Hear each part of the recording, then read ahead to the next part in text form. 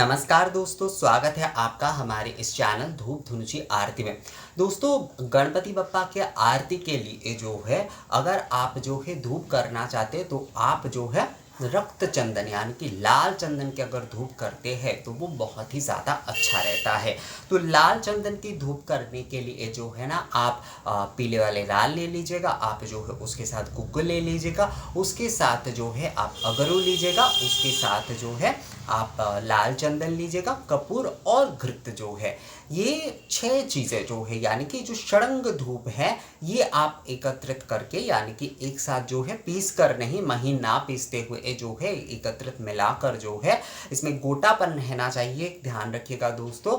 ये सारी चीज़ें जो है एक साथ मिलाकर आप जो है बप्पा के चंदन यानी कि इसे रक्त चंदन, इसमें चंदन की मात्रा जो है, जो रक्त चंदन, इसमें आप पीले चंदन भी दे सकते हैं। असल में पीले चंदन जो है हमेशा जो है ना, जब भी आप रक्त चंदन इस्तेमाल कर रहे हैं, चाहे वो देवी पूजा के धूप में हो या फिर बप्पा के पूजा के धूप में हो, तो उसमें जो है ना थोड़ा सा पीला या सफ़ेद चंदन भी आप जो है रक्त चंदन के साथ मिलाते हैं तो बहुत अच्छा होता है, क्योंकि रक्त चंदन में उस प्रकार से उतना गंध नहीं होता है। तो इसलिए जो है जब हम चंदन अर्चन करते हैं, घिसा हुआ चंदन भी जब हम देते हैं तो उसमें भी जो है ना, इसलिए जो है सफ़ेद और पीले चंदन के साथ जो है रक्त चंदन दिए जाते हैं, यानी कि गंध के तौर पर जो है हमने जो है पहले जो है सफ़ेद या पीले चंदन अर्पण कर दी, उसके बाद हम रक्त चंदन देते हैं, क्योंकि रक्त चंदन जो है वो माँ के पूजा के और गणपति पूजन के लिए विशेष होता है। पर उसके साथ साथ गंध चंदन के तौर पर जो है सफ़ेद वाले चंदन और पीले चंदन जो है वो भी देना होता है। धूप में भी वो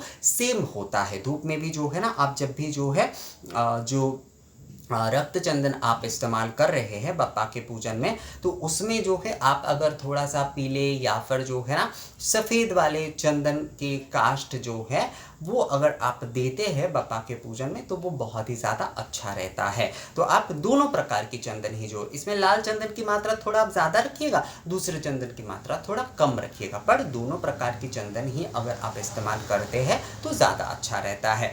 तो चंदन के धूप में जो है, चंदन धूप आरती में आपको जो है पीले वाले लाल लेना है, आपको गुग्गुल लेना है, आपको अगरू लेना है, आपको लाल चंदन लेना है। मैं यहाँ पर मुख्यतः लाल चंदन ही बोल रहा हूँ, क्योंकि दूसरे चंदन जो है ये इसके साथ ही आ जाएगा।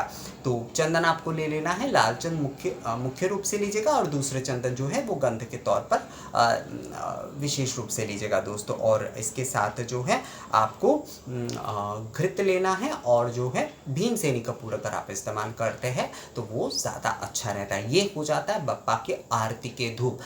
एक भाई ने मुझसे ये सवाल पूछा था कि दादा, आपने एक वीडियो में बताया था कि रक्त चंदन जो है वो जल में इस्तेमाल नहीं करना चाहिए। हाँ, एक्चुअल में क्या होता है, आप चंदन जो है जब कलश आदि में हम चंदन द्रव्य दे रहे हैं ना, हल्दी चंदन आदि देते हैं, तो उसमें जो है रक्त चंदन नहीं दिया जाता उसमें, क्योंकि हम गंध आदि वस्तु ही दे रहे हैं, तो उसमें रक्त चंदन नहीं दिया जाता।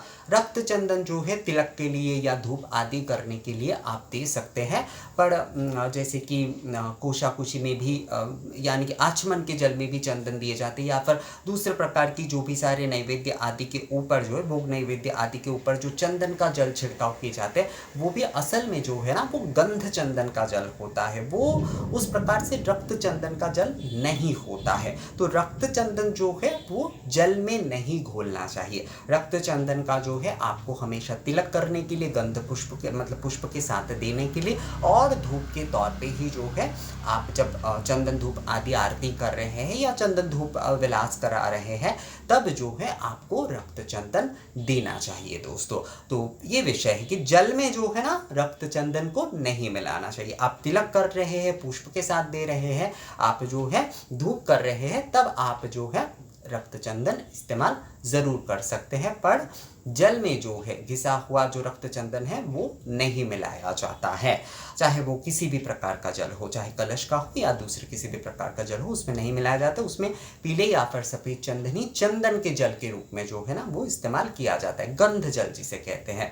तो अष्टधूप आरती के लिए आप जो है पीले वाले लाल, गुग्गुल, अगरू, चंदन जो है वो आपको लेना है, भीमसेनी कपूर आपको लेना है, और जो है उसके साथ साथ घृत जो गाय के शुद्ध घी है वो आपको लेना है। आप नारियल के छिलके से भी जला सकते हैं, आप जो है जो गोबर के कंडे हैं उससे भी आप जला सकते हैं। यानी कि आप के वहाँ पर अगर नारियल के छिलके ज़्यादा मात्रा में मिलते हैं तो आप नारियल के छिलके के साथ जला लीजिए दोस्तों, धुनुची धूप बप्पा के आरती के लिए। अगर आपके वहाँ पर गोबर के कंडे ज़्यादा मिलते हैं, अच्छे वाले शुद्ध वाले मिलते हैं, तो आप जो है गोबर के कंडे से जो है ना वो जला सकते, कोई समस्या नहीं है। ये लेकर जो है ना बहुत सारे लोगों को कन्फ्यूजन होता है, तो कन्फ्यूजन करने की कोई ज़रूरत नहीं है। आपके प्रदेश में जो चीज़ें जो है शुद्धता अच्छे तरीके से उपलब्ध हो, आप उससे ही जो है ना बप्पा के धुनुची धूप जलाकर जो है ये षडंग धूप जो है, मैंने जो चंदन धूप आप लोगों को बताया वो जो है आप प्रज्वलन करके बप्पा की आरती करिएगा। और धूप आरती में जो है आपको अवश्य रूप में जो है ना जो दीपक की आरती है वो आपको करना ही है। पंच दीपक से हो या फिर सप्त दीपक से हो, आरती आपको करना ही है। अगर आप धूप आराधना भी कर रहे हैं तो उसमें भी आपको 2 धुनुची का आरती करना है, क्योंकि आराधना में 2 धुनुची आ जाता है दोस्तों, एक नहीं होता है। अगर आप धूप आराधना कर रहे हैं तो उसमें आप जो है 2 धुनुची के आरती के साथ जो है आपको एक पंचदीपक या फिर सप्तदीपक की आरती करना ही होगा। उसके बाद प्रणिपात के माध्यम से जो है आरती संपूर्ण होगा। तो दोस्तों आप जो है ये षडंग या चंदन धूप जो है, क्योंकि इसमें चंदन की मात्रा ज़्यादा होगी, लाल चंदन के माध्यम से ही जो है आपको ये आरती के धूप जलाना है बप्पा के। और गणेश चतुर्थी के दिन और जितने दिन आप बप्पा को रखेंगे, रोज़ जो है ना सुबह शाम आप ये चंदन धूप जलाकर बप्पा की आरती अवश्य कीजिएगा। धुनुची धूप आरती आप करिए, धूप आरती आप करिए। आप पंच निराजन आप कर रहे हैं तो उसमें भी कर सकते हैं। आप धूप आराधना करना चाहते हैं तो उसमें भी 2 धुनुची के साथ और एक आरती के दीपक के साथ जो है आप धूप आराधना के साथ भी बप्पा की आरती कर सकते हैं। तो दोस्तों इस विषय के ऊपर ये वीडियो आप लोगों को कैसा लगा मुझे कमेंट्स करके और मेल करके भी आप बता सकते हैं। तो मिलेंगे आपसे अगली वीडियो में नए किसी जानकारी के साथ, तब तक के लिए नमस्कार।